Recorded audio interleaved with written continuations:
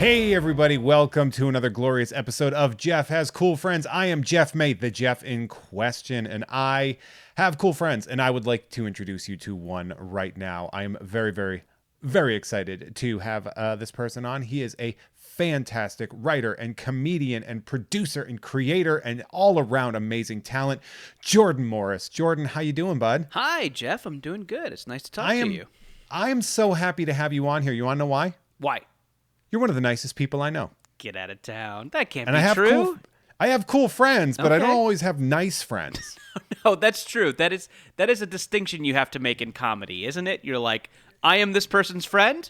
They're kind of a dick, but that's just how we operate. Yeah. So That's how I break through to friendships when people meet me. Right. Is I'm like, hi, I know what I look like, but I'm actually kind of nice. do you think you present as dick? Come on. A little. There's a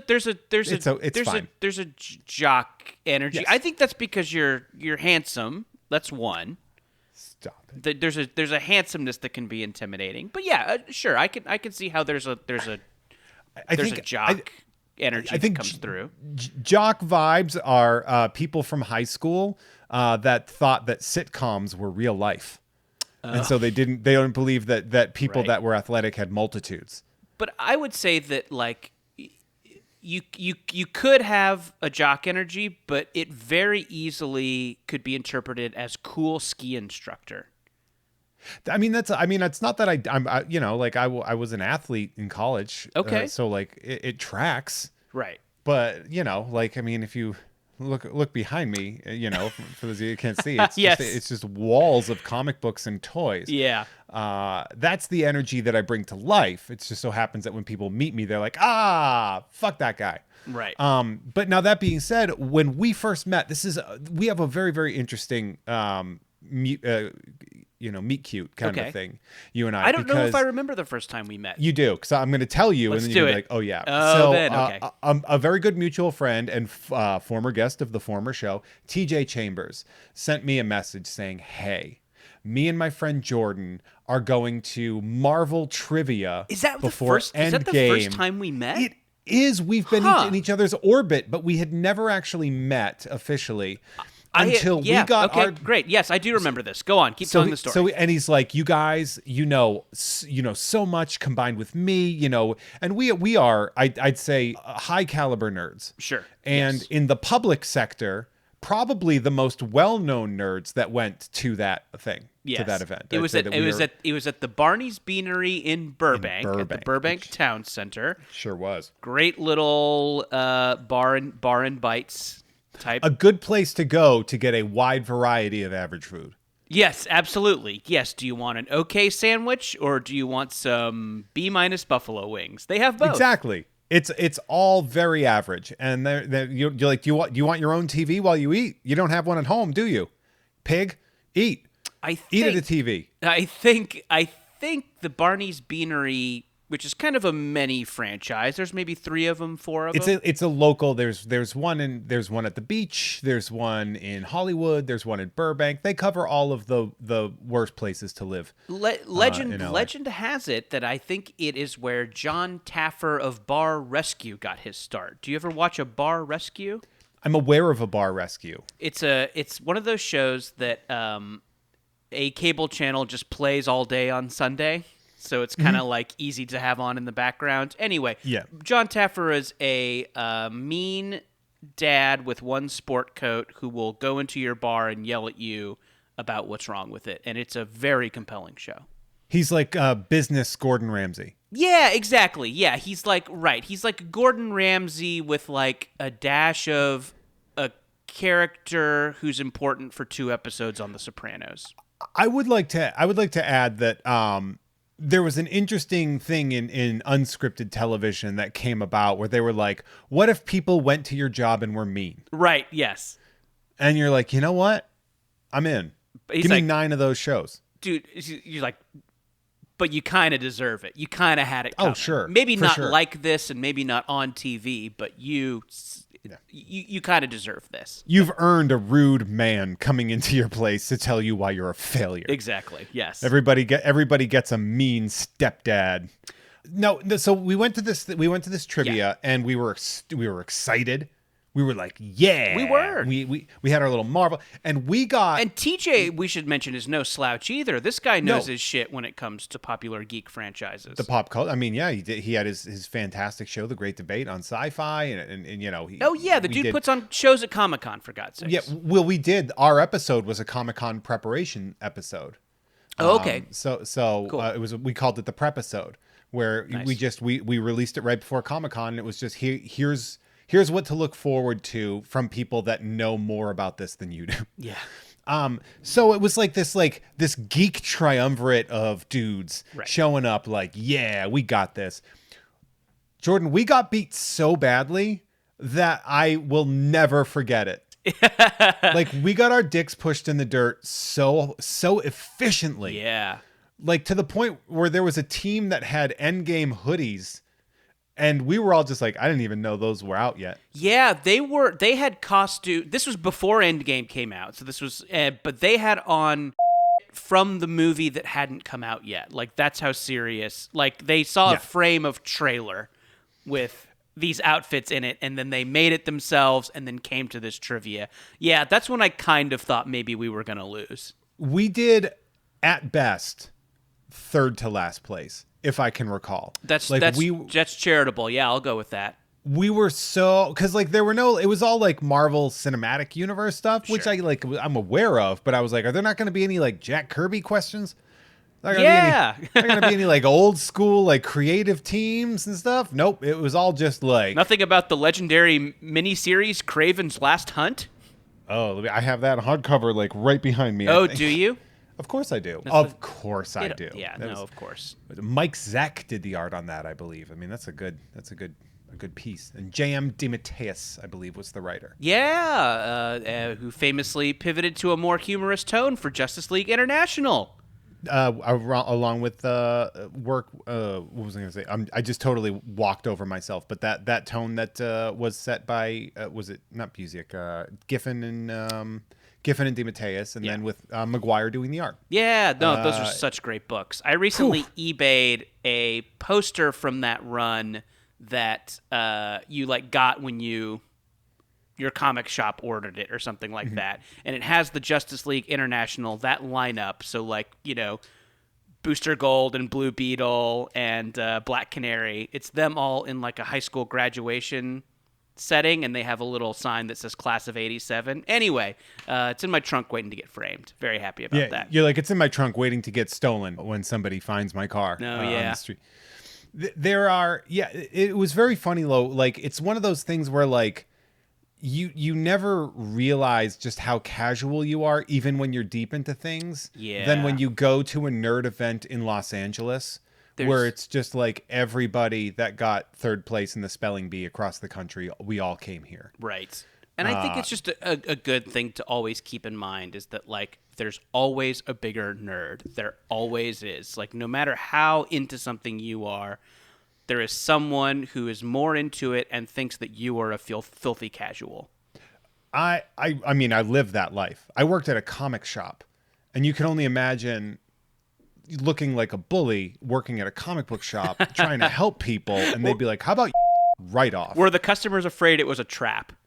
I feel like, it's funny. As much as I hate invoking stand-up material about that, like I literally, the vibe I have is undercover bully. Like I look like I beat up a nerd, took their clothes, and just like decided to like sneak in so I could pick on people. Like, hey, fellow nerds, who here likes to Princess Leia? Yeah, be like, ooh, bet you wish you could touch Rogue, nerd. And like that's not nobody.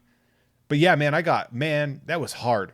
It was an uphill battle being in this world. What was that like for someone who's a lifelong comic reader? Was it do you look back on it like, oh, I loved that time in my life? Was it disillusioning? How do you view your time in the comic shop? It was both, man. I loved it, but my job was not easy. Yeah. Because as much as working at a comic shop seems like it would be easy, because you're like you're probably thinking like guy behind the counter talking comics with people and stuff like that. Right. That's my job. My job is to hang out and talk comics. It's like, no, there's like restocking. you have to do an inventory. Well, that was only my job because they hired me on as the back issue guy. I worked at a store called That's Entertainment in Worcester, Massachusetts. It's one of the biggest stores in the country. It's a destination. Still People there? drive. Yes. It will be there forever. People drive hours and hours and hours to get to the store to like fill their, their back issue things or whatever. So my job was I had the Sisyphean task of going through like all the titles, seeing what was needed, and then going back to a room full of 1 million books and trying to refill them. It was an impossible task. Yeah, that's tough. And I would do that, and then people would be around, and I would like offer to help them, and then it would just become this pain, like this real like nightmare. And it was around I finished up that job in early 2012. Okay. So it was right around the time where like everybody was buying whatever Deadpool book was out. Right. That was going to be my next question: is what was the hot at the time? The New 52. Okay. Had just come around, and the coolest thing about that gig, by the way, was we had a borrowing rule. Okay. Where you could just borrow any books that you wanted. Cool. Sign them out, read them, and then just bring them back. That's nice. Yeah, I mean, that's nice that they wanted you to be informed and to have opinions about something you wouldn't purchase. It was great, except, and here's the funny part, I didn't buy anything.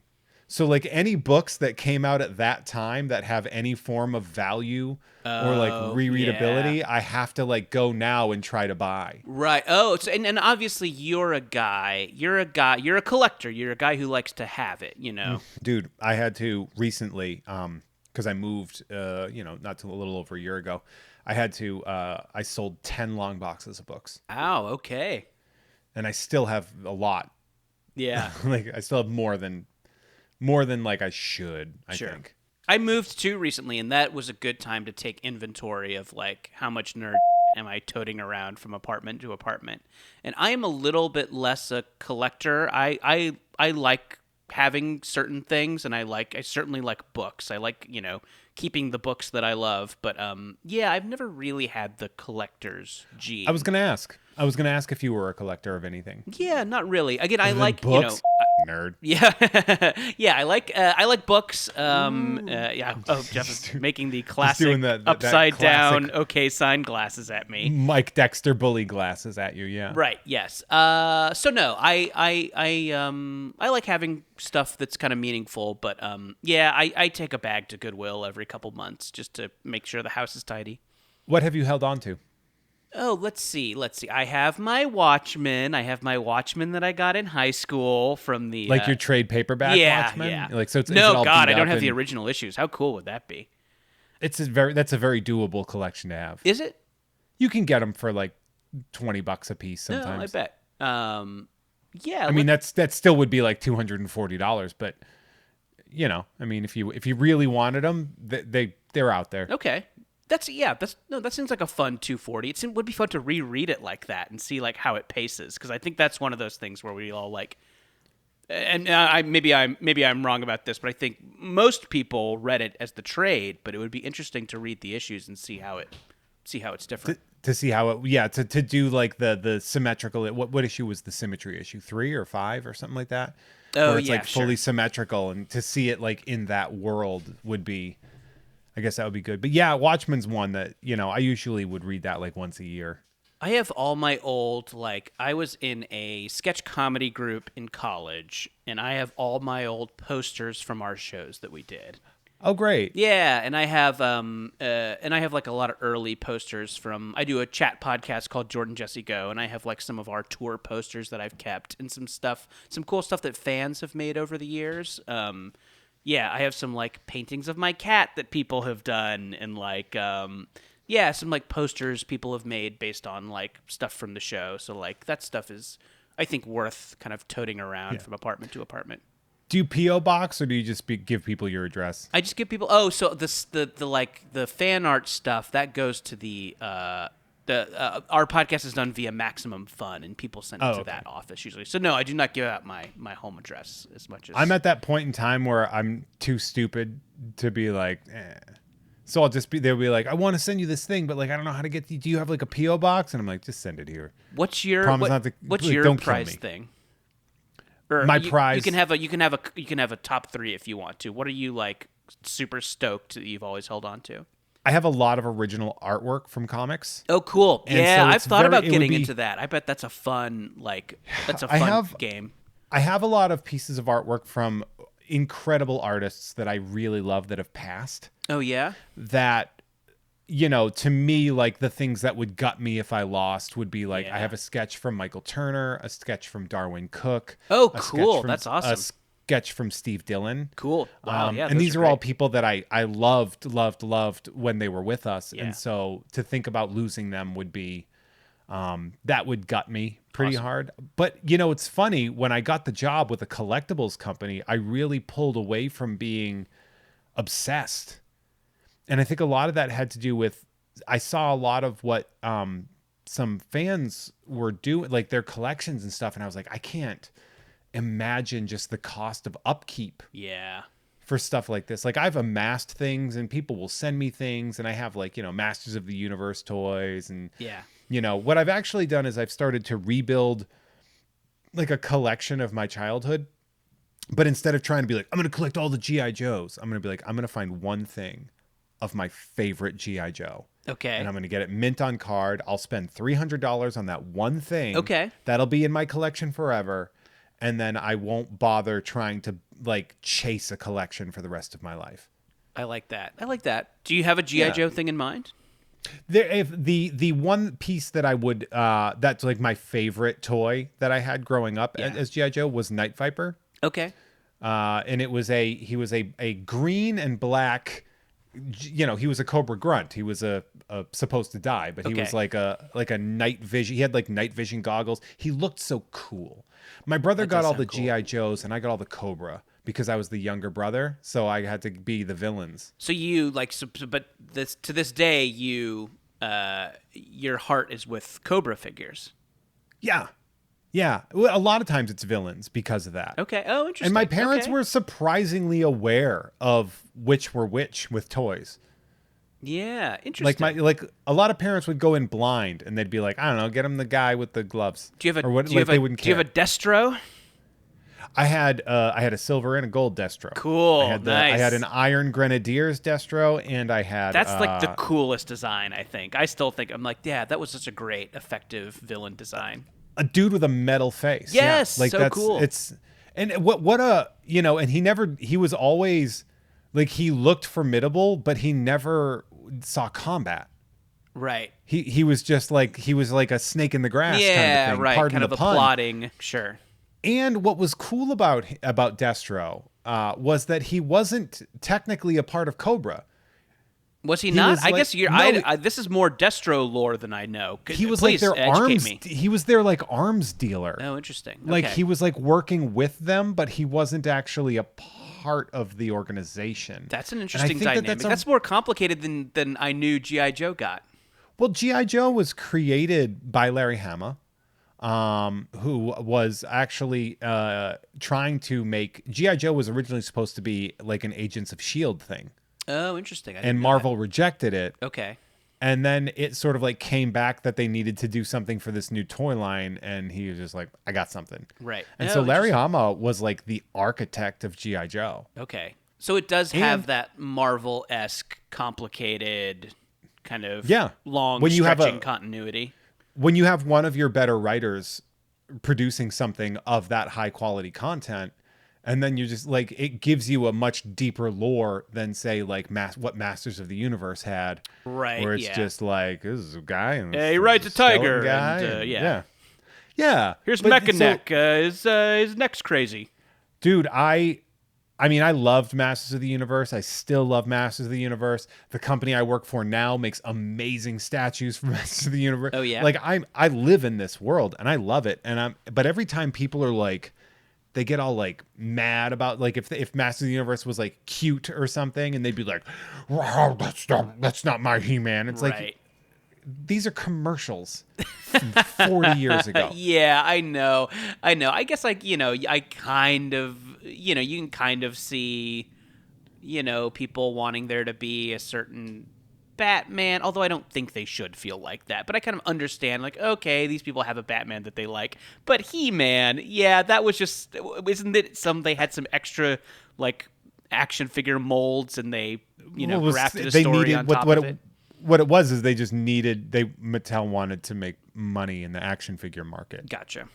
And so they had a guy make like a Conan, basically. Gotcha.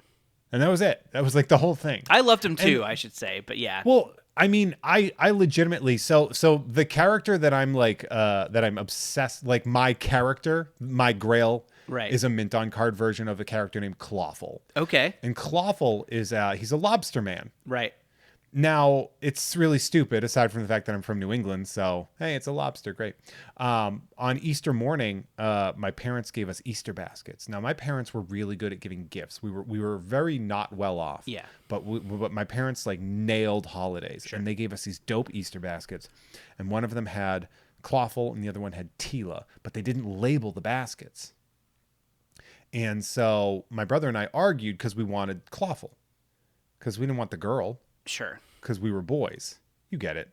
Yeah, I understand. I will say that I prized my She-Ra. I had a She-Ra that went everywhere with me for a while, but I definitely understand the I'm a boy, I want the boy toy. But yeah. So I know what you mean. We were toxic We were toxic masculine children. Right. So so there was a Tila and then there was a Clawful. You have them. You're holding them up to the camera. I do. I have them, and they're both complete. Yeah. I wish I could make this a video podcast. I'm just not good enough. But I have the Tila and I have the Clawful. So and we are fought over these? them.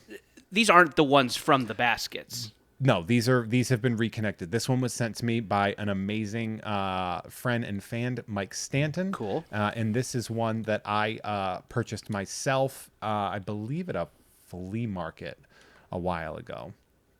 But so we got into a fight, and my brother, who was an absolute psychopath, took a pen and stabbed me. Whoa! Right around the back of my neck. So I got a little tattoo. I got a little ink tattoo. It's still there. Dot. The stab. I mean, it's probably been faded out enough, but right. I had a tattoo for a little while. Wow, he bicked you. He gave you the bick. He did. He got me right through. But that ended up giving me I won by default. Yeah, I guess when you get stabbed, DQ. then you get to pick the action figure.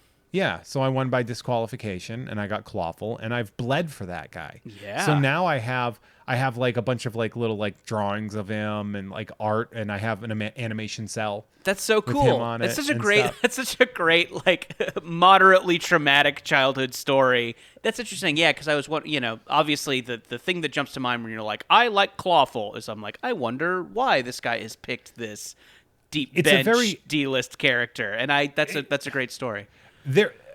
My favorites tend to be, and not on purpose, but just for like how I've grown up, are like relatively esoteric characters. Right. Because I've never, like, if you were to be like, all right, well, what Batman figure do you want? Like, if I'm telling you like these are the things I want, the one that I want is Bob the Goon. Okay. I don't even think I know who Bob the Goon is. I know a fair about DC, but yeah. Bob the Goon from Batman '89 is the guy that was the Joker's assistant. Okay. And you remember him, right? Like he was the guy who looked kind of like old and ragged, and he was Joker's like right-hand man. You are my number one. This kind of rings a bell. Okay, yeah. It's not like if you haven't seen the movie in a while, you might forget. But the Tim Burton Batman. Yes. Oh, okay. I'm sorry. That's right. No, that's okay. You said Batman '89. Yeah. There's a million Batmans. There's a lot of Batmans. I did not. Yeah. So he was. Although I did give you the Jack Nicholson. I said that a few times. You did. So that's, you did. That's your fault. It's fine. You would have failed Endgame Batman trivia on that one. Yeah. Geez. Well, I should drown my sorrows in these kind of cold mozzarella sticks. these C- onion rings. Yeah. Where the breading falls right off. But so. Bob the Goon, they made an action figure of him, and he had like the bags under his eyes, and he came with just made a knife, him look haggard and And divorced. his move, he looked like he looked divorced. That's the best way to describe it. Yeah, he looked like, and that to me is so funny that he got an action figure. So that is great. I have. So you know what? I do want. have a couple action figures, and I'll tell you about the one. You know what? Should I get it? You don't. You can tell me it. if you explain it to me, I can guarantee you I already know what the toy is. Okay, so and this actually was a great gift from my podcast co-host Jesse Thorne, because he heard me talk about it and he eBayed it. The guy's good with eBay. So from the first Raimi Spider-Man movie, there is a J. Jonah Jameson with, and I quote, desk pounding action. Yes, that to me is the funniest thing in history. It's so great. I love J. Jonah Jameson. I love the oh God, who's the actor's name that plays him? J.K. Simmons. J.K. Simmons. The new Commissioner Gordon. The new Commissioner Simmons. Gordon and the new J. Jonah Jameson. That's that's the great. right, yeah. It's the greatest casting, and that's the funniest thing you can have an action figure do. Get me pictures of Spider-Man. So I want pictures of Spider-Man. Yeah. Yeah. It's a meme at this point. You know, like it's that's how good it is. And so that is a fantastic. But that's again that like you could get a Spider-Man. Right. Sure. You could get a Doc Ock. I had man, let me tell, I was like a toy collector. I don't know if you know my stand-up show at Blast from the Past. Yeah. In Burbank was so called Mint on Card. Right, yeah. Like that's how much of a toy idiot that I am. So that you said that Doc Ock, I had 3 of those Mint on Card. Oh yeah, because I was convinced that I was like, oh, the villains are worth a ton. Right. So I had so many of those, like I had just packages and packages. And then when I moved out of my mom's house in my like early 20s, my mom was just like, all right, well, there you go, take everything. Right. And I was like, but this is a house, and then I'm moving to an apartment. That's not going to be the same. Your mom's like, we're not gonna garage your action figures for you. She took it personally. Wow. Like my mom took like me moving out personally, even though like I was teaching in my hometown, like a mile from the house. Okay. And like kids knew where that was. And I was like, Mom, I can't do this. I can't live near, I'm 22. Right. You know, I just picked up a real adult career job. Yeah, you got health insurance. Yeah, and kids are stopping by. I gotta get the hell out of here. Right. So you have a J. Jonah Jameson. I have a J. Jonah Jameson, and I think the thing that when I have little fantasies about living in a non-apartment, and I think about collections I might like to pursue. I am maybe a bigger video game guy than I am a comics guy. Oh hell yeah! And I sometimes think it might be fun to like just buy every defunct video game system. You know, get a Jaguar, a Jaguar, a 3DO, a TurboGrafx 16. I love, I mean, obviously, an Intellivision, An Intellivision, yeah, a Virtual Boy, maybe. Oof, that one's pricey. Yeah, I bet any Nintendo ephemera is pricey because of the intensity of Nintendo fanboys. Yeah, there are spots where things are more pricey, and then spots where you can get things for a song. Yeah, a GameCube you can get pretty cheap. Yeah, yes, I think I did actually get a Craigslist GameCube at some point. Although we went through N64s because we sold video games as well at our store. We could not hold on to N64s.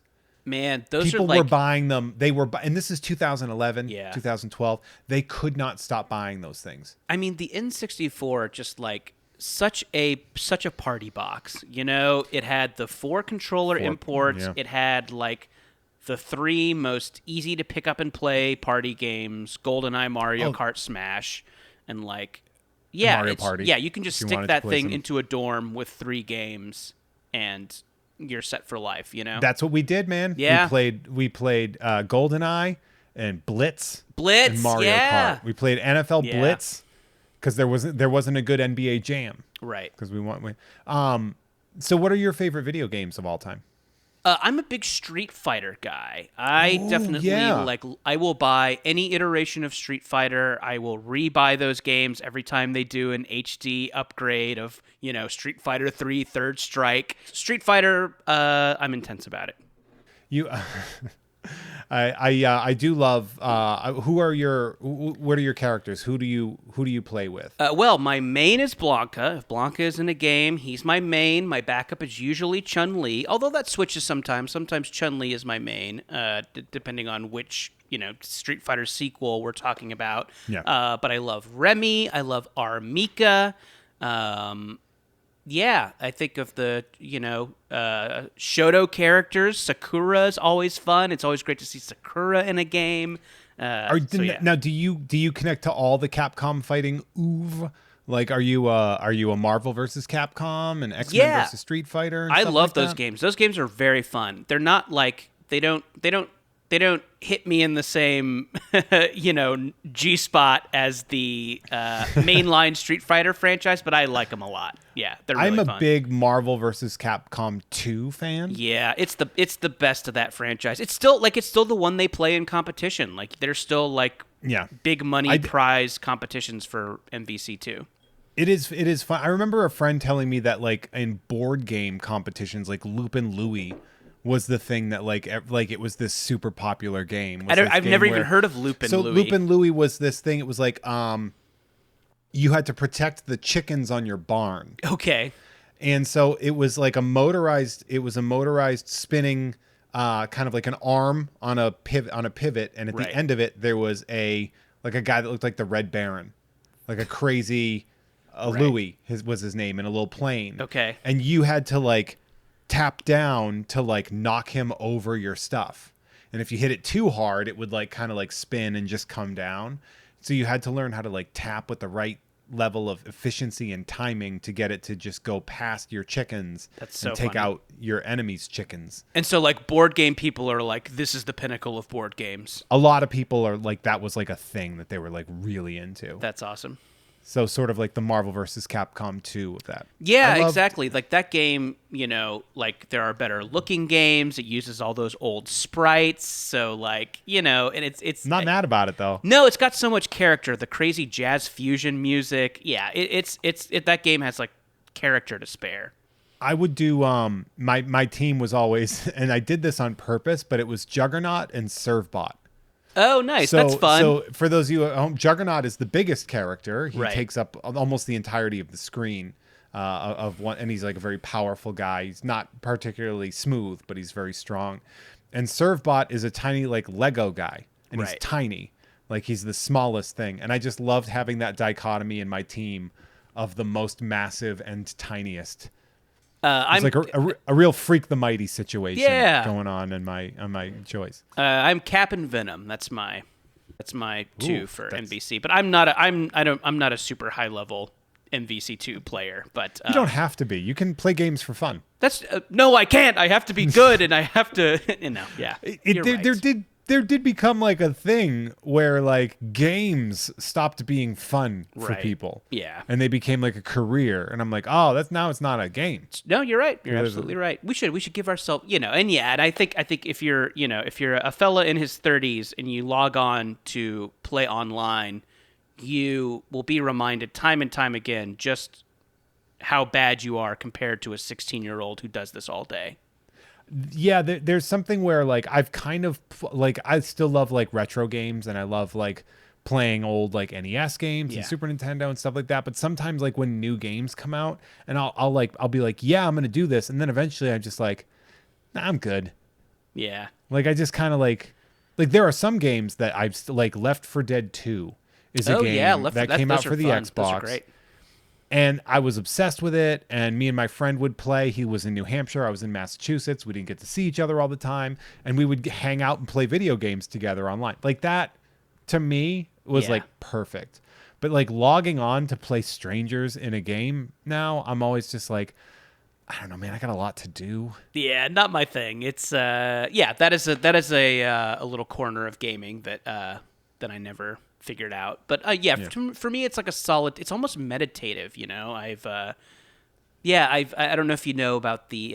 Do you know about the Dark Souls franchise? I'm aware of it. I believe I had Dark Souls 3. Oh, nice. That's and great. That's maybe the best one. Yeah, that's considered the pinnacle, and also like one of the hardest games on the planet, right? Yeah, they're like hyper hard fantasy RPGs, and Yeah. yeah, awful. and I've heard smarter people have talked about this than me, but you do get into a meditative state when you play it, and you kind of like you're at a certain point your brain shuts down and it's just kind of muscle memory and you're just kind of like feeling your way through it. And I think for someone, and maybe you experience this too, but someone who has a little bit of an overactive brain, like I do, and that brain overaction can lead to a little anxiety. It can lead to a lot of worrying. Doing something where you can zen out like that, I think is really, really healthy. And I kind of realize why I like games. It's that like, oh, this is kind of a time to meditate. It's time to just kind of like let your brain move your fingers and do nothing else. And and I think when you're playing online and a 16-year-old is yelling a slur at you, it takes you out of that zen state a little bit, or it does for me anyway. The singularity of thought is kind of nice in that regard. I will say this: in one of my previous relationships, my ex and we would play local co-op. Okay. And we would only find games that had local co-op. Right. And they were really fun, but they were so rare. Yeah, totally. They don't make a ton of those anymore. It was so rare to find a game that we could play together. So we would be playing like Twisted Metal Black. Yeah. For like a while. And we would Those just are like fun. work together. And it was really fun. And it's actually something like, in old relationships, a lot of times like, well, I don't miss that or something like that. Right. But that's one thing where I'm just like, man, that was really nice. Yeah, you missed yeah, sure. I wonder what Sweet Tooth is up to. Yeah, playing like Star Wars Battlefront and only on one mode over and over again. Right. To kick the shit out of stormtroopers and stuff, and you're like, oh, this is actually good. That's kind of beautiful. That's kind of and it was like no competition. Right. We were just a team working together for a goal. Love it. Not mad. I wasn't mad about it. But that was always like that's what I liked about gaming. But I still have. Oh, I also love Mario Golf for the Game Boy Color. Oh, nice. Okay, there's some fun games for the Game Boy Color. I have my Game Boy Color in my late 90s jewel tone see-through purple Game Boy Color. Oof, nice. Yeah. Those are worth money too. I bet they are. Yeah, I mean Nintendo shit. I think if your Nintendo shit is in good quality, then it probably is worth a lot. Yeah, like I saw them going on eBay for like $60-$80, and I was like, oh, I thought that would be like 15. In my fantasy where I'm collecting these defunct video game consoles, those portable ones are definitely high on the list. I'd love a Game Gear. I'd love an Atari Lynx. Sega Nomad. Yeah. So you can play Genesis games for 45 minutes before the battery runs out forever. Right. Well, it only takes 9D batteries. Yeah, those things. Man, it's crazy. I don't think kids will understand what it was like to not have lithium-ion batteries in our... Right. Yeah. Like when you be like, no, like you don't understand. Like a Game Boy was the size of an actual brick, and it weighed 7 pounds, and you could play Tetris, and it looked like it was in creamed spinach. Yeah, exactly. That was our official color. And playing it for 2 hours would cost you or your parents $19. Yeah, because that's how many giant batteries it took. Yeah. And you got motion sick. Mm-hmm. That was how we became rechargeable battery household. Oh, nice. Okay, because you had to power all the portable game systems. So many AA batteries were eating. Just like, God damn it. Yeah. All right, well, time to get another one. Yeah, that's smart. This started out. This was supposed to be all about you, and then we just kind of went down. You are a really, really interesting person.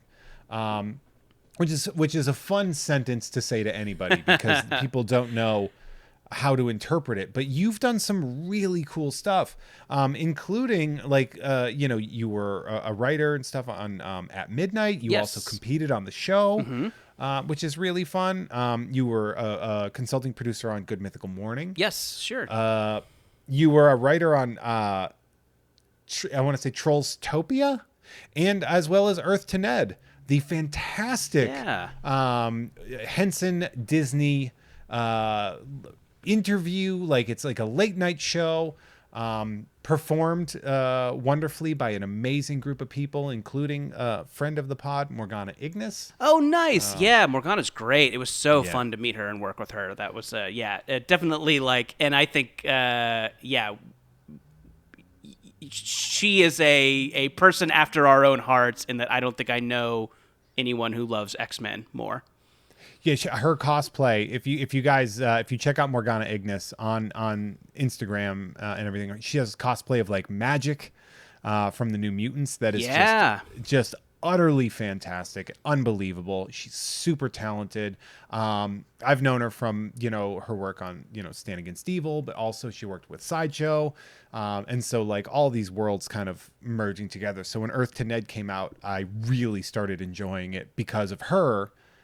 Yeah. And then it was like an after fact after I met you, and I was like, oh shit, Jordan's writer on this. Yeah, It's so good. No, It's so she was fun. one of the puppeteers. Earth to Ned. If you have not seen it, it is on the Disney Plus video app. It is from the Jim Henson Company. It is a Ned. The titular Ned is a giant alien puppet. Worked by 6 people. One of them Morgana, voiced by Paul Rudd, kind of the famous. Who is that? Oh, so he is. Let's see. Oh, do you remember Freakazoid? I do remember. I loved Freakazoid. He was yeah. Freakazoid. He was. That's okay because Yeah. I've heard the name, but I haven't really connected. So yeah, so it's a little bit Space Ghost Coast to Coasty in that there's this ship of aliens and they get a celebrity, a real life celebrity in their tractor beam. They pull them on the ship and then just do the weirdest, most hilariously uncomfortable interviews you've ever seen. Just a goddamn dream to work on, and I think they turned out so good. Maybe our mutual friend Eliza Skinner was the head writer, and Perfect. Yeah. just one of the funniest people who's ever lived. Great writing staff on that. Sierra Cato, Nick Weiger. Oh, she's fantastic. Yeah. Yeah, fantastic. A lot of great folks worked on that, and and they really came out just weird and funny and sweet, and just a dream. I usually don't, and I'm sure you'll back me up on this. I think sometimes looking at your own work, is not always that fun. You critique it too much. You wish you could have done things Sure do. differently. But just, I don't know what it is. I just love watching it. I think it turned out so good. It's the rare creative product that I've been involved with where it's just like a pleasure to put into my face. It was a pleasure to receive into my face. So I'm really glad. That you are connected to that because, there are whether things are hits or misses. You don't necessarily get to control that. Of course. And I've seen things that I really enjoyed that it seemed like the population did not. Yeah. And I'm like, why didn't you like that? I remember when the Muppets had that show on ABC. Oh, that yeah, was kind of sure. like a late night, like The Office kind of a thing. I loved that show, and I thought it was so perfectly written. I went And back. then- I went back and watched a couple of those because they stuck them all on Disney Plus, and I'm like, "This is funny. Why did we snark this show into the ground? It was good." You know what it is, and this is something that I think is one of the biggest inconsistencies in fandom. Right. Is that somewhere along the lines, people thought that the Muppets were a children's show. And people seem to forget that the Muppet Show, like the Muppet Show, was an adult variety show Right. in the 70s. Yeah, totally. I know. I think Henson stuff has always kind of walked that tightrope really well of being for kids and adults, and I agree with you. I think that people didn't like the ways in which that show tried to be for grown-ups, and I don't think every choice was a home run, but I think that the Muppet spirit is there. It is very funny. It also evolved the characters, but kept them true to their core. Yeah. It's a blast. Yeah, if people are looking for something to pull up on the old Disney Plus once Falcon and the Winter Soldier is over, check it out. That show has aged really well, I think. I think it's definitely worth, because it's only like 12 or something episodes total. Yeah, it was like a it's short not a run. lot. Canceled pretty You can quick. get through it in a day. Yeah.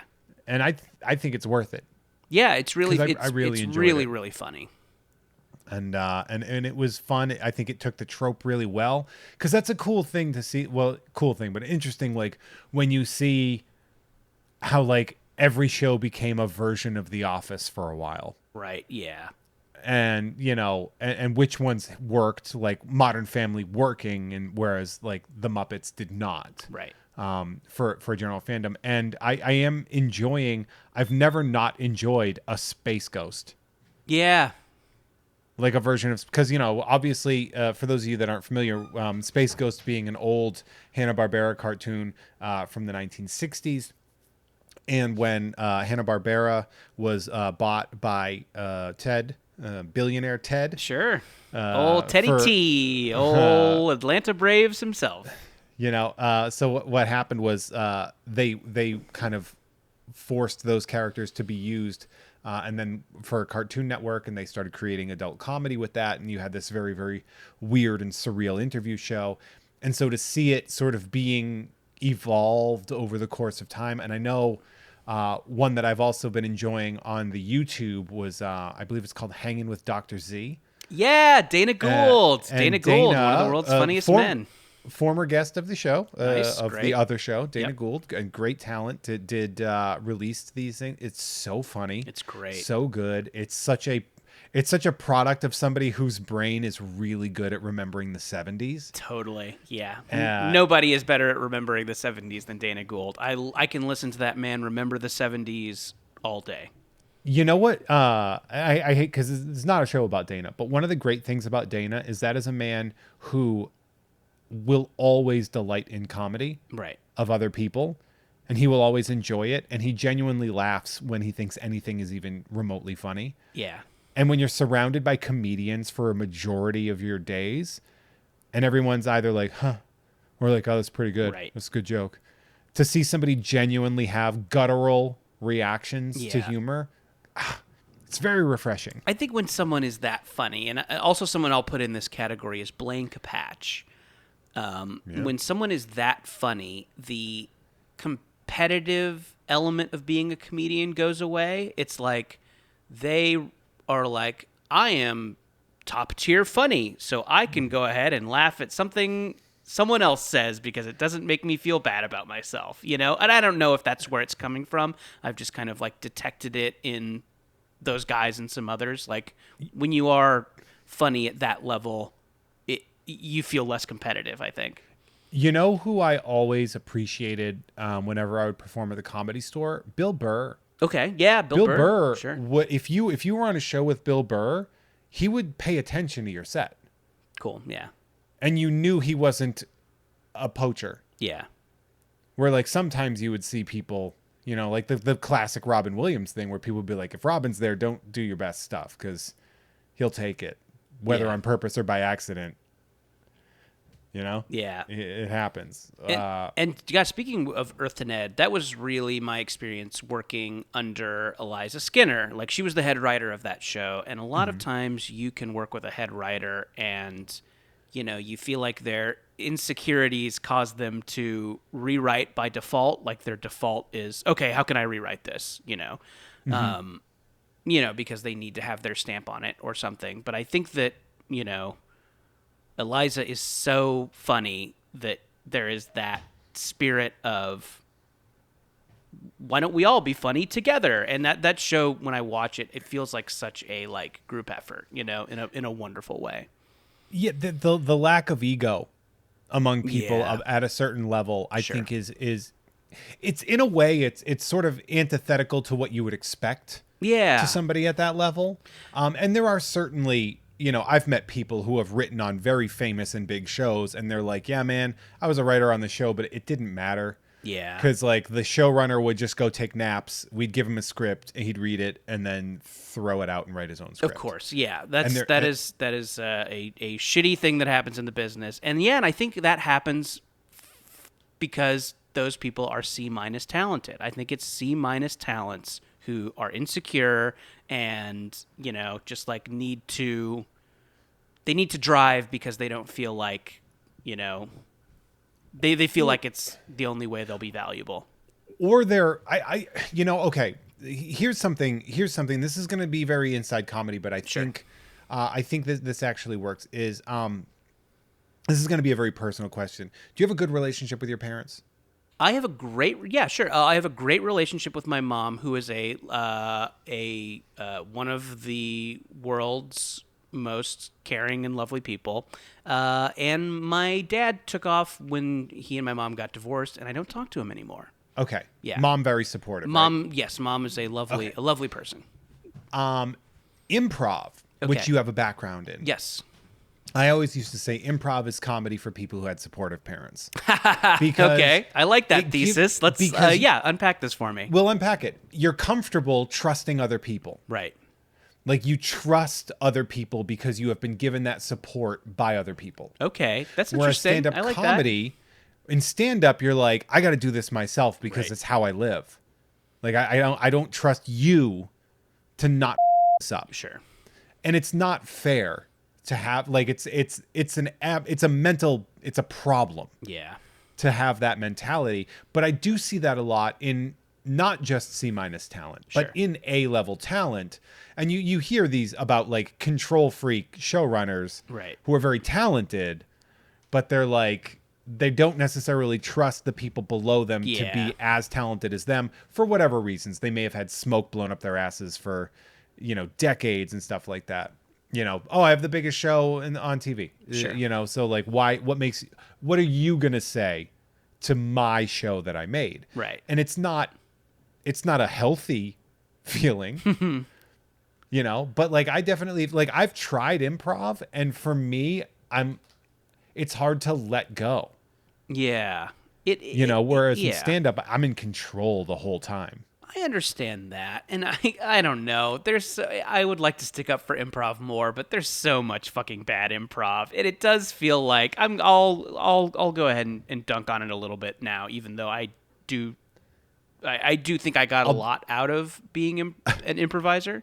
I dunk on stand up comedy all the time. Okay, It's fine. yes. Well, Like, don't worry about it. Like I'll an dunk. art form is not untouchable. I think it just feels so much like you're doing it for other improvisers, and an improv scene that gets a laugh is funny because it gets the laugh because everyone in the audience has taken the classes and they know the tenets of improv, and they're like, this guy's doing a second beat. He's doing a second beat. And, I do feel like, for improv to break out to a non-improv audience is so rare. That's why there's like no improv TV shows, Whose Line Is It Anyways? And Yeah. the a Ben very Schwartz rare special on SNL. Netflix, and that's kind of it. I remember there was a weird SNL sketch that came about that was an improv sketch that made it to air. Yeah. Which was the one where Will Ferrell lost Chris Parnell and Molly Shannon's kid. Uh-huh. He was a doctor that lost their kid. Yeah. And it was like this whole improv thing that they like submitted to Lorne and he approved it. Oh, interesting. Because they just did the bit and he's like, that's good. Let's write this as a sketch. Yeah, I think it is a good way to write. It's a good way to generate ideas. It's a good way to like kind of group mind a comedy idea. But as far as just like going to see a show on a Tuesday night, I don't know. I would rather see stand up. There's like oftentimes I would say with improv, there's always like every city has like one really good team Sure, on Saturday nights that people will go to. And Yeah, they'll be like, well, that's we had fair. a blast. We had an absolute blast. Yeah. And then sometimes you have to go to do stand up at the theater where that improv show is, and they always go like 30 minutes long. Right. Yeah. And then they're like, oh, sorry, we were just in the zone. We were just riffing. Yeah. And it's like, no, cool, because it's 11 o'clock and half of our crowd left because of you. But that's Right, cool. sure. No. As long as you guys had fun in your little white shirts. I was gonna say baseball shirts. I was about to say baseball shirts. Yeah. White shirts and black ties. Yeah. You can find out. Which Sure. you if you're inside the LA comedy scene baseball, you know what group I'm talking about. I'm sure Oh, they're I very think I do now, talented. too. They always had Anyway. very populated, all very popular shows, but man, they were like a bullet to the brain of stand up. That's funny. They were like, good luck having your show. We riled everybody up, and they're not leaving. They're just talking here. Oh, And it. I miss stand up. Yeah, do you? Are you making any plans? I think we're recording this in April of 2021, where Yeah, normalcy is on the horizon, hopefully. It's on the horizon, but here's the thing. I'm vaccinated. Cool. I could Congratulations. easily do stand-up. Yeah. I could easily start going on tour. I could easily go to the areas that are doing shows regularly. Like where? Where are the inside I could shows? go to I don't know, like Missouri or Michigan or where where Okay. places Yeah. or like Alabama where Dave they're a Chappelle's little bit house. more where they're more laxed and they're like indoor shows and they start lying about all the precautions they're taking. Yeah. It's just that I don't want my fans or somebody that wants to see me perform. I don't want to inspire that person to put themselves at risk to see me. Yeah. That's a good policy. I support you on It's not that I think like it's not as soon as I got vaccinated, I'm not going to start booking shows. Right. Because I still think it's a little irresponsible. Sure. Maybe outdoor shows. that. Yeah. But also it's April and I don't feel like doing like a show where I'm like there's a chance it could snow Sure. on our outdoor show. I know I'm going to have to get back to it eventually. Yeah.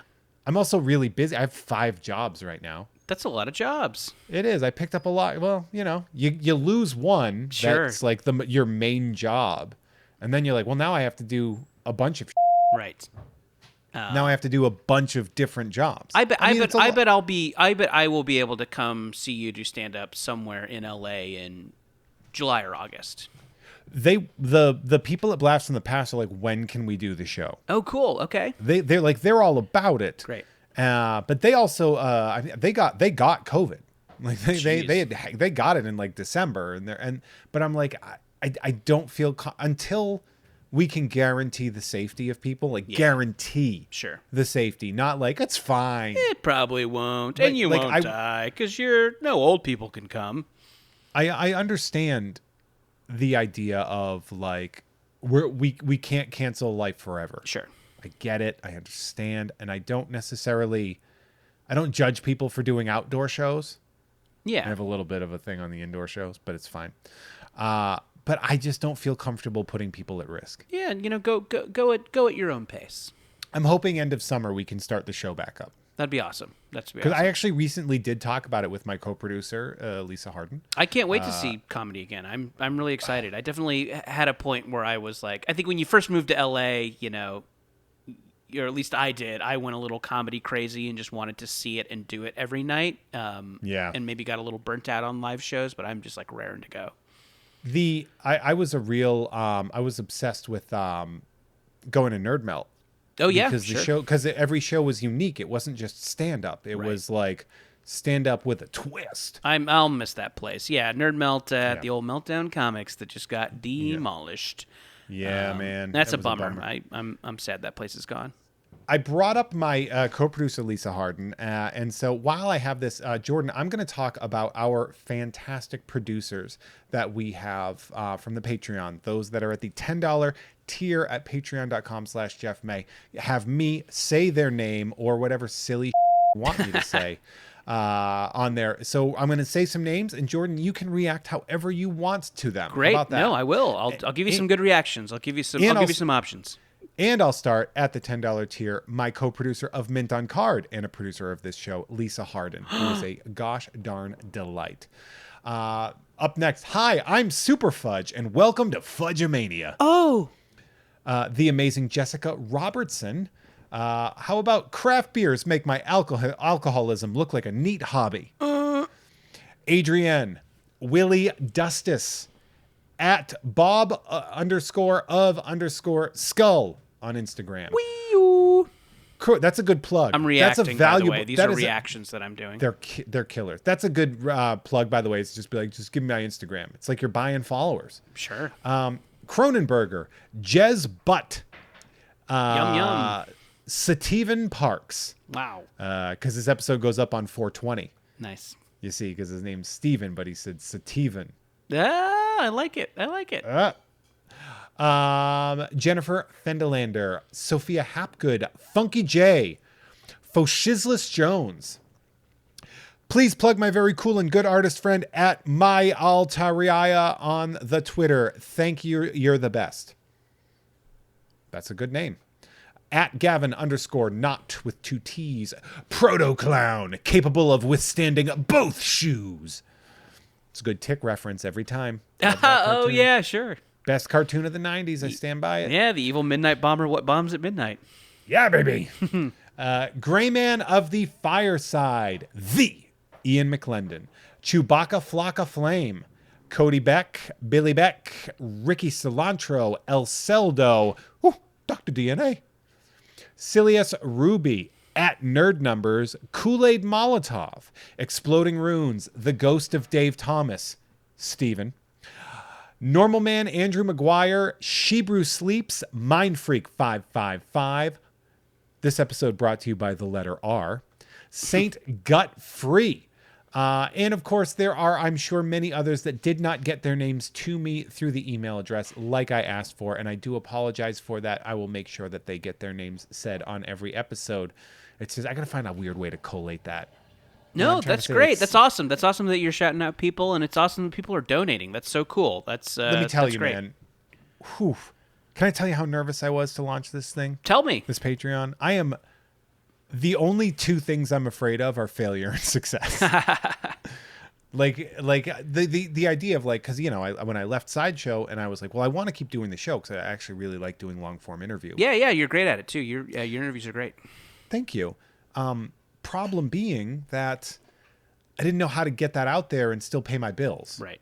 Because this takes up a lot of time. Sure. You know, it's not just an hour of recording. Like, you know. Yeah. But so you got to research, you got to write. So I was trying to figure out what to do, and I finally was like, and it was Adam Todd Brown was like, dude, just make a Patreon. So I did, and people came, and so far I'm blown away by it.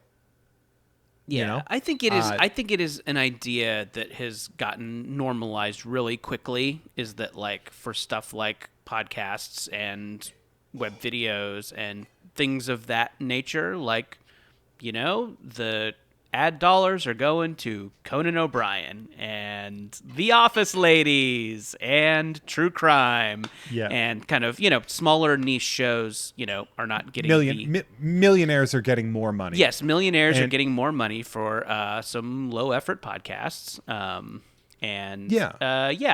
So I think that idea has like trickled down to just your average listener, and they know that you know, we kind of work for tips in the podcast biz, and you know, like you tip your barista, tip your podcasters a couple of bucks. I underestimated the love that the fans had. Yeah, I think is the thing that I did, and that's more. It's not about them. This is about me. Sure. Because I'm a. You know how sometimes you're. That's sure. me all the time. But so it was really hard. So like the first day, and it wasn't crazy, but it was like 100 people in 24 hours signed up, and that to me, I was like, oh, I'm gonna cry. Sure, triple digits. I'm gonna cry about this, because that's a lot of people that were like, hey, we love you. Now that being said, speaking of podcasts, you have a really interesting thing going on, and I would like to talk about it with you. Yes. You created one of the, voted one of the best podcasts of 2018, and this is Bubble, correct? Yes, it is. Bubble is and was a scripted podcast I did with Maximum Fun. And it is a kind of a sci-fi comedy. The elevator pitch would be Search Party meets Guardians of the Galaxy. It's a bunch of these goofy hipsters in a near future where everybody's trapped under these bubbles, and they are kind of tied to this murderous analog for the gig economy, and they have to kill monsters or survive. And it was a, you know, kind of a crazy story and world. And Max Fun let me kind of realize it as a podcast with a bunch of other great writers kicking in, and we did that podcast, and it went quite well. And then the folks at First Second asked if we would adapt it into a graphic novel, and we did, and it's coming out on July 13th. I co-wrote the script with Sarah Morgan. Have you met Sarah? I have not met Sarah. She's from the UK, but she comes down here to pitch shows and stuff every now and then. She's part of the TJ Andy Wood crew. Up TJ Chambers, Andy Wood, 2 fantastic Fantastic. Brilliant men. So she worked on the podcast with me and then co-wrote the kind of initial draft of the script that we then gave to artist Tony Cliff, who does the Delilah Dirk series, and then all three of us kind of spit-shined it together, and Tony drew it. The great artist Natalie Reese, who does the Dungeon Critters series, she did the colors, and it's coming out July 13th, and it's got monsters and robots and swearing and sex jokes and gore and all the stuff that we like. So, yeah. You sent me a preview copy. Yes. I read a little. I dipped my toes in, and I'm going to tell you why I didn't read the whole thing. Is I want to get it. Oh, nice. And read it in my hands. That's how I like to read too. I don't like to read e-copies of anything. I'm an old man. Same. I can't do Kindle. Oh, I can't do that. I like and digital comics. Like I can't do digital comics. Yeah. It feels weird. Nope. And I'm an idiot for that. I know I'm stupid about that. But that being said, I'm going to be pre-ordering this. Oh, shucks. I mean, I would because I read the first like 10 or 15 pages of it, and I like it. Cool. Thanks. Yeah. Like I like what's happened already. I like the lore that you have built up, and I'm not going to spoil that. But if you like sort of like that like fast talking kind of sci-fi vibe that people have, but it's grounded, this works really well. Oh, thanks. That's really nice of you to say. Yeah. That was kind of in the initial brainstorm phase, is to like have something that is, has kind of like snappy jokes, kind of hard joke writing, but, is also like, relatable with like characters that you kind of know from your everyday life. So that was believable narrative fiction. Yeah. Yes. So, no, thanks. That's a nice compliment. I love that you were breaking down that you were writing a story. Yeah. You're like, like you want to make it so that like there's like characters that you would like kind of like relate to and stuff. Sure. And there's momentum and there's a beginning. Yeah. We wanted a beginning and a middle and an end. A big conflict in the second act, maybe. Sure. Who knows? Yeah. Who knows? We wanted them to start in one place and end in another place. Yeah. Just describing Everybody's storytelling. learned something. Yeah. But maybe we've learned a little bit about ourselves. It was the friends we made along the way. So what, are you a movie theater guy? Yeah, I'm totally a movie theater guy. And, definitely reeling from the big local story that the ArcLight theater chain is shutting down. I'm excited to get back to the movies and, like, bummed that, one of our nicer movie chains is shut down. Yeah, the Arc, for those of you that are not in LA, which I'm assuming is most people, the ArcLight is considered, that's where you would go to the movies if you wanted to have a celebrity get in your way. Yeah. My first time there, I saw Tarantino. Tarantino was there with me. Not with me, but he was in the theater. Just on your arm, like you guys were at the prom. Yeah, exactly. For me, it was Juliette Lewis. Nice, okay. But she was with me. It was a date. We were married. Wouldn't that be nice? Yeah, that would be nice. And are you guys still friends? I know it didn't quite work out, but do you still talk? Turns out, this is weird. She does not know who I am. That's really weird. Yeah, it's weird how people change, thing. There was one time where, and through no fault of his own, because it's just getting stopped, I almost ran over Russell Brand like 3 times. Okay. I was just like at a movie. In a car? Like, people kept because I'm a big man. Yeah. And then he's not. Sure. And he would stop and like I'm like, hey man, we gotta, I know that you're like people see you and I know this is your life, but like I'm gonna keep walking. You're like, I'm a juggernaut and you're a serve bot. You're a I just run him right over. Yeah. Nothing can stop the Jeffernaut. I'm Jeffernaut, bitch. I've had kind of a lot of accidentally almost plowing over celebrity stories. Okay. I almost ran over Ricky Gervais. Wow, so like a lot of British comedy like, celebrities. Yes, that's fair. Like wry British comedian celebrities. This was at the Muppets Most Wanted press junket. Okay. Because, spoiler alert, I used to be a mommy blogger. Interesting. Okay. I used to work for Brooke Burke. I don't think of you as a mommy type, but maybe that's my baggage that I'm bringing to this conversation. I was very appreciative of the gig. Of course. And the way the editor was like, they were trying to look for somebody to do movie reviews from like a fun uncle vibe. Okay. I mean, you got it. That's, like, but it's also one of those things where it's like, it's about time a straight white man got involved in the mommy blogging Exactly. business. That's what this. Yes, that's the voice that this is missing. Yeah, you know what's missing? A straight white guy at the mommy blog. Yeah. And I got to go and interview a Muppet and blah blah blah. But I'd gone to the restroom, and then when I was leaving, I was like coming out as he was coming in, and it was sort of like that. Like, it seems a lot faster because you're moving towards each other, and I swore to God, like in the speed of which was happening, I was like, is he like 4'11"?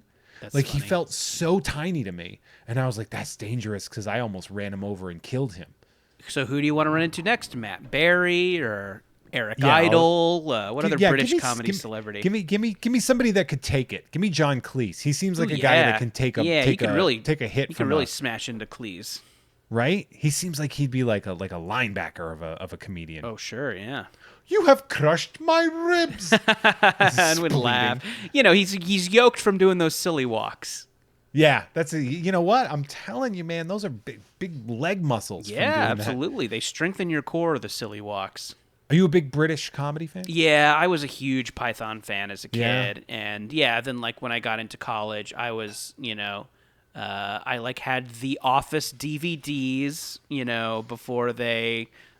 before anybody knew what they were. And then You had to get like a Region 3 DVD player. or yeah, something just to exactly. play 'em, And, yeah. like Brass Eye and stuff like that.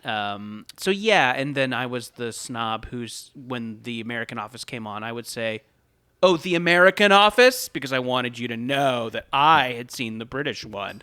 Yeah, I definitely I do like British comedy. Obviously, it's such a fun flavor, for sure. Yeah, there was some where I just couldn't get into it. That's And reasonable. I was like, I don't get why that's funny. I They're think like, no, it's because they want a shrubbery. I was like, okay, but why? Maybe I'm like, do you ever feel dumb yeah. when you don't get something and you're like, no, like I feel like I'm not getting it.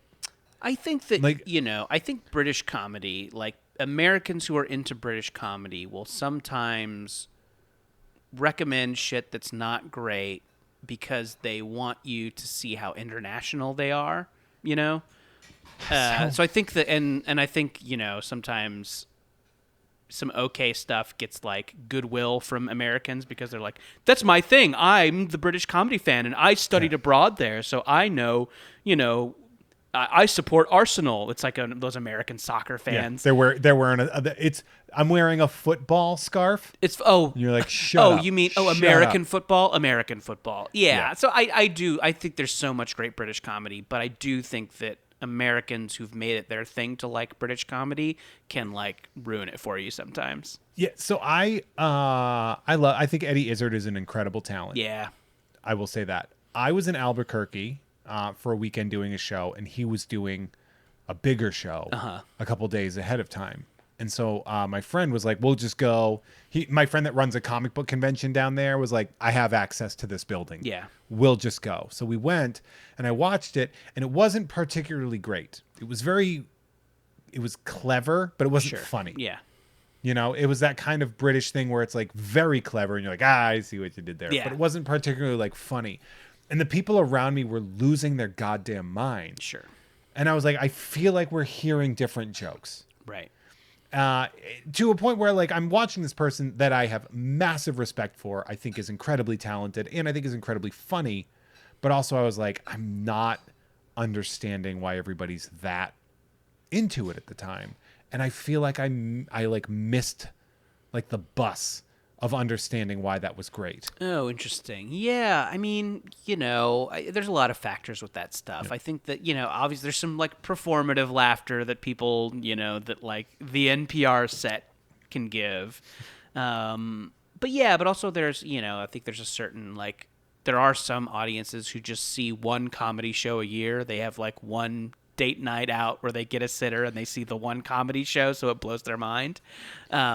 That's fair. Yeah, and then I think obviously like sometimes we see so many more than your average person, but yeah, I think it's probably a melange of those reasons.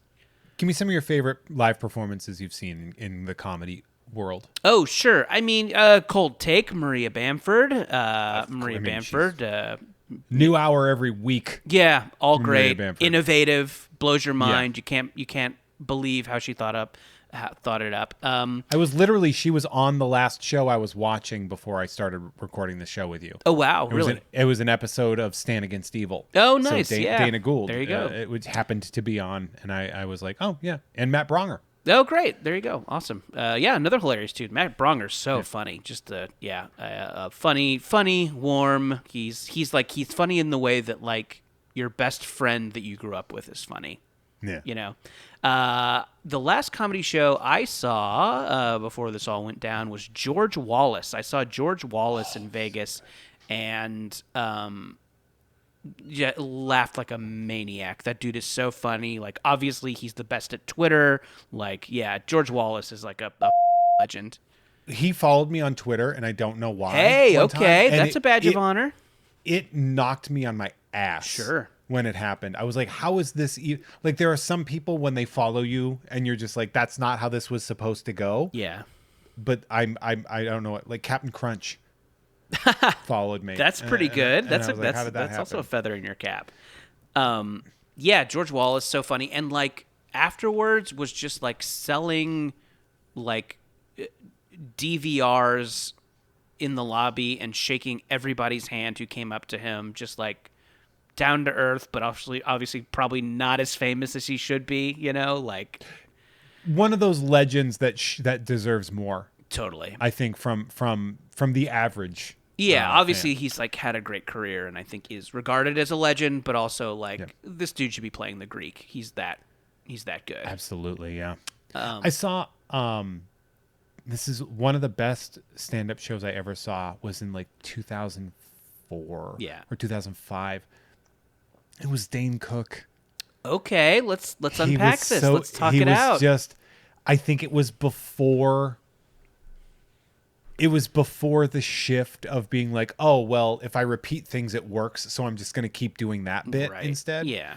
But it was like in that early, like, because I've said this before on several podcasts. I think Harmful of Swallowed is a pretty flawless comedy album. Okay. Whatever happened with his career afterwards, for whatever reasons, notwithstanding, that album is fantastic. And I had gotten the tickets as a gift. So I went, and it was so good. Yeah. Like to the point where you're like, all right, like I got him before he became the punchline. Right. Yeah. Where it was still riding that high, and it was really enjoyable. Yeah. And yeah, sometimes, you know, like fame can turn people into like weird monsters and also their own punchline. But, you know, those talented people start somewhere and they get talented, you know, they get noticed for a reason. I mean, isn't that kind of what people said about Leno as he was like, you know, he was one of the original alternative comics and then, you know, just became the Tonight Show hack. But like when he started, he was everyone's favorite. Anyway. Yeah. Well, it's something to say, I think, to admit a sort of against the grain that you liked something that people have turned on. Sure.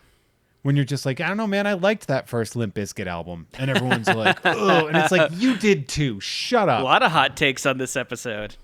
I'm telling you, though, like when we start viewing our 2004 experiences through 2021 lenses, I don't think that's particularly fair. Of course. Like, you're like, no, I'm remembering what the experience was, and it was phenomenal. Yeah, and you don't see like where it's going or what that person or band or show or whatever will become, and yeah, and it's right. It's just I think it's good to remember that stuff, you know, that stuff starts somewhere. You know, like it didn't start out famous corporate, and, you know, maybe it did, but most stuff doesn't. But, you know, I mean, I say this a lot. There's no accounting for taste. Sure. And, you know, something that I find incredibly funny, other people are like, what is wrong with you? I'm like, no, you see, it's funny because they're not white chicks, but they're pretending to be white chicks. And everybody doesn't see it, even though as a viewer, we always see it. And that's why that's funny. Because everybody there is like in that world, they can't tell the difference, even though we can, and that is funny to me. And that, like, so I will go to bat for something that Okay. is like that stupid, All because right. I'm like, I don't think you understand why I think this is funny, and I'm going to try to explain it again. And everyone's like, please stop trying to explain why White Chicks is funny. Yeah, I said this is I think there's a little bit of a different opinion about it now, but I for a long time was the guy who had to kind of grudgingly admit I kind of like those Zack Snyder DC movies. I know that he's flipped some people with the Snyder cut. Some people he has not flipped, but yeah, I definitely always felt like I was kind of the odd man out on those conversations with people talking about how, pretentious and grim they are. And I guess they are. They are pretentious and Yeah. grim, but I guess I Well, kind you of like but that flavor. see, I don't have a problem with anybody liking anything. I do sort of take umbrage when people are like harassing people or like Yeah. Yeah, voting movies down absolutely. because they want this. Absolutely. Or one of the things that I always had a problem with was like when Affleck came out several times and was like, this movie being Batman almost killed me. And now everyone's like, we want Batfleck movie. And I'm like, did you not hear the thing where he said it almost killed him? Maybe we don't. Right. There's not enough Dunkin' Donuts in the world that can bring Yeah. Ben Affleck back from this depression. I need to he's my favorite Batman in my least favorite movies, but he's like my favorite Batman. He's good at it. He's a good choice. He has a good take on it, I think. Yeah, I like him as Batman. physicality. I like him as Batman a lot. The Snyder movies, to me, every time I saw them, they were viewed with a cautious optimism. Sure. That I sort of like that became deflated. Like I was waiting for my dad to pick me up after soccer practice, And he never just did. never shows Yeah. up. And I give too many chances to people that Sure. don't ultimately Sure, deserve yeah. it, I guess.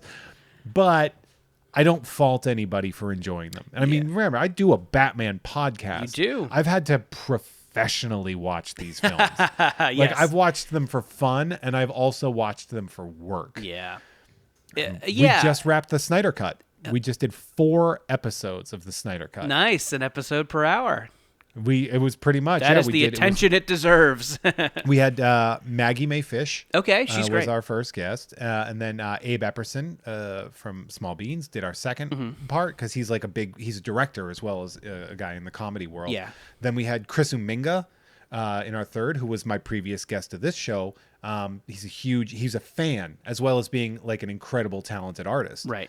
And he has Batman, Superman statues. Cool. For DC. And then we had David Bell, who was sort of like the co-owner of Gamefully Unemployed and a big movie guy as well. Nice. To come in, and it was funny to see who liked what Yeah. from this incredibly divisive film. It is a little bit of a Rorschach test, I think. I think you kind of see what you want to see. You know what I really wanted out of that? I wanted, the nightmare scenes, the ones in like the post-apocalyptic Right, yes, future. the grim That's Dark Side the movie. Wins future. I want that movie. Yeah, I kind of want I to see want that that- movie too. And I'm going to say that's the only movie I want from Zack Snyder. Okay. Is that specific, not the like this is the definitive Justice League movie. I want the crazy, Right. off the rails Batman tries to kill post-apocalyptic- Superman with the help of the Joker. Yeah, like that's what I want. Yeah. I really do. And I do, and I was, and I think we were talking earlier about kind of like obnoxious performative I like British stuff, Americans. And definitely I think there is such an element of like, especially these days with Twitter and stuff, fans ruining something, like fans being so obnoxious. And I think that like the Snyder Cut people, there was a pocket of them that were awful. And yeah, and I understand how it makes you not even want to like give any movie in that zone a shot because you don't want the trolls to feel like they've won, Well, I do think that and I had said this when they first announced it. I said, well, look, I'm happy for him. Sure, yeah, that he gets seems like a this good and he gets guy. to work it out and blah, blah, blah. I'm not happy for the agency that this gives fans. Yeah, you're right. You're right. I don't believe fans should be allowed that level of agency Sure. in pop culture, because what that does is it removes the roller coaster ride version of fiction and turns it into like people, they want to drive the car. Right. There is no the people. There are vocal groups, and there's always going to be somebody that's going to disagree with something. Yeah, I do. Yeah, I hate to see what the next like fan mob project is. Yeah, what are they going to do? Yeah, What's it I going to don't be? know. Yeah, I mean, let's get the hashtag Booster Gold movie trending and just see how long. Let's do it. Actually, not a terrible idea now that I say it out loud. No, it'd be good. I would say that when James Gunn got Guardians of the Galaxy and made it such a success, that provided the opportunity for us to go into more deep dive storylines and characters. I mean, how crazy is it? As someone who has read Marvel Comics all their lives, how crazy is it that the world knows who Groot is now? Not only does the world know who Groot is, but he's on shirts. He's on shirts. There's little Groot dolls. The most obscure comic booky Marvel thing is now, as mainstream as it gets. It's insane. I love it. Yeah, I absolutely love that. And I think that gives us that whole now James Gunn was given the Suicide Squad, and he's going into like the weird, he's doing like the weird. I'm excited. I think those trailers look cool. I love that. I'm excited about it. Yeah, me too. A lot of people think because I have sort of kind of negative statements about a lot of the DC stuff that I'm like just gonna hate everything they put out, and this is not the case. Yeah, you want to love it. You want to love it, right? Aquaman was a blast. Aquaman is really fun. It's fun. Yeah. It's stupid and fun, and I love that. I loved Shazam. Shazam is cool. Shazam was like on HBO round the clock over the holidays because it's kind of a Christmas movie, I think. And I was glad to watch 20 minutes of Shazam in the middle of the day. It was really fun. Just a fun little thing. I liked Birds of Prey a lot. Yeah, Birds of Prey's neat too. I actually don't hate Suicide Squad. Because Suicide Squad kind of knows what it is. Yeah, it's clearly like an editing mess. It's like I think it was chopped up in the same way that the Joss Whedon Justice League was, and I think that's very apparent. But there's some cool stuff in it. Definitely, it has It's a dumb '80s movie. Yeah, it has that. Yes, it definitely has. Knows what it is. A commando time cop kind of vibe. Like it knows what it is, and it's fine. So what now? Real quick, because I've kept you for a bit longer than I prefer, but why not? Who cares? Yeah, we're hanging out. I have no boss. This is fun. So what do you got coming out? We got Bubble. So what else should we be on the lookout for from you? Well, yeah, I'll talk a little bit more about Bubble. As you I want to hear more about Bubble. As you mentioned, you were nice enough to say that you were going to pre-order it. And that's great because it is available for pre-order now. And I think your listeners definitely know this when it comes to comics, how like important those pre-orders are. Definitely, it helps shops know what books people are interested in. It helps publishers greenlight sequels, which we would like. Get optioned for stuff. Huh?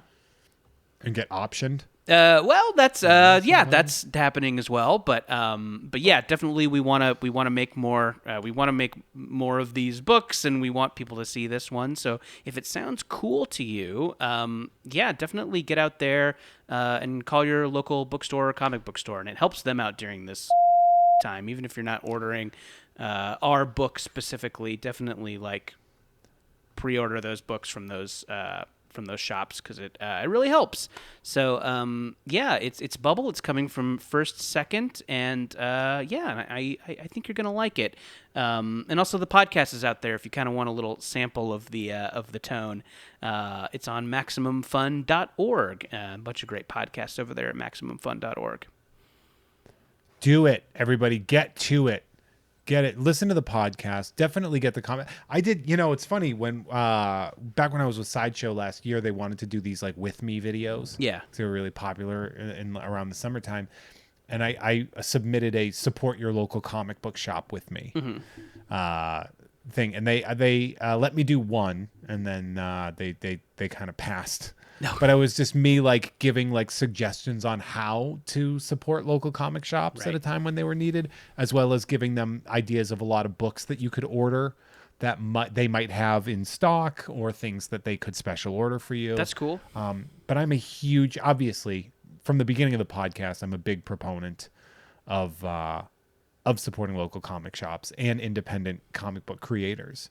So I'm really excited for you to have this coming out, and I will be pre-ordering. Ah, this. shucks. Thanks, man. It's really nice of you. And yeah, I think people will like it. If you like jokes, if you like gore, if you like monsters, if you like robots, it's got it all.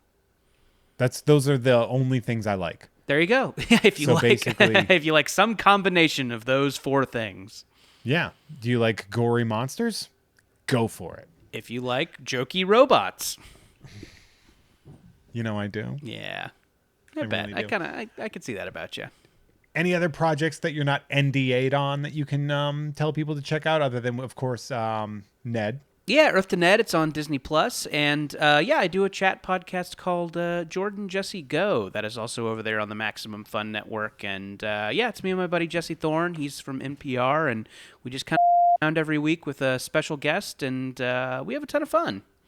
I love it. Yeah. I really love that. Good for you. Thank we you. need to go get kicked on trivia when the world gets better. God, I again. can't wait. I would love to do trivia. I know. I'd love to do another selective one. Maybe we could earn a little street cred back. Yeah. I feel like it would just be us just getting like utterly humiliated again, and I'm okay with that. That would be nice.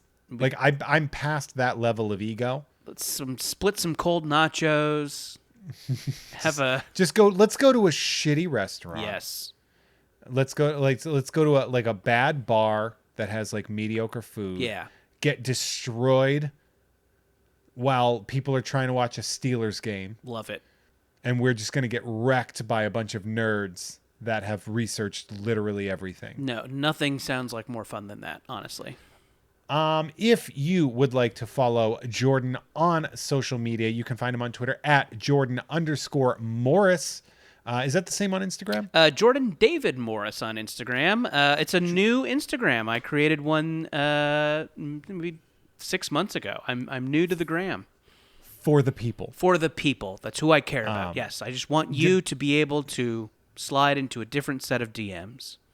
You know what? Who among us wouldn't want to do that? Yeah. So yeah, Jordan and David Morris, and Jordan underscore Morris on Twitter. Check out Jordan Jesse Go on Max Fun, as well as Bubble. Yeah. Available on Max Fun. And you can pre-order Bubble. Is there a website or a way we can make that? Or do you just want people to go to their local comic shops? Yeah, I think if you go on, if your local comic shop has a website, you should be able to type it in there. If you want to give them a call, it's Bubble. The publisher is First Second, a division of Macmillan, and but also it's you can find all the info to it in my my bios for social media. So if you want to go on, it's in my Twitter bio and my Instagram bio. You can find all the pre-order info there. Hell yeah, man. You can find me at Hey There Jeffro on both Twitter and Instagram. Don't find me on Facebook. That's weird because I don't really use it. And then also that's for like my mom and like racists I graduated with, you know? Yeah. Like that's not something I don't want. We're not like Facebook friends. Of course, you can check out a lot of my other shows. You can check out Tom and Jeff Watch Batman on the Game Fleet Unemployed Network, as well as You Don't Even Like Sports, the sports podcast for people who don't like sports, and the Unpopular Opinion podcast. Both of those are available on Unpops. Thank you all so much for joining me. I am so happy that Jordan, you could come and hang out with me. This was a and blast, talk. man. Thank you so much. I miss you. Yeah, I miss you Sure too. do. I was going to ask you, I had the movie question. I was going to be like, man, I don't know when you're going to get vaxxed up, but we got to go see a film. I am half vaxxed, and my second vax is coming soon. So yeah, maybe like mid-May. Maybe let's go see that Bob Odenkirk movie if it's still in theaters. Man, I can't wait. Me too. I can't wait. Let's do it. Jordan, thank you so much. Yeah, thanks, you man. are the best. And thank you all for listening. I appreciate you, whether you are a member of the Patreon, patreon.com/JeffMay, or if you're listening for free because you're cheap. Either way, I appreciate each and every one of you for listening. Thank you all so much, and have an absolutely fantastic day. Bye.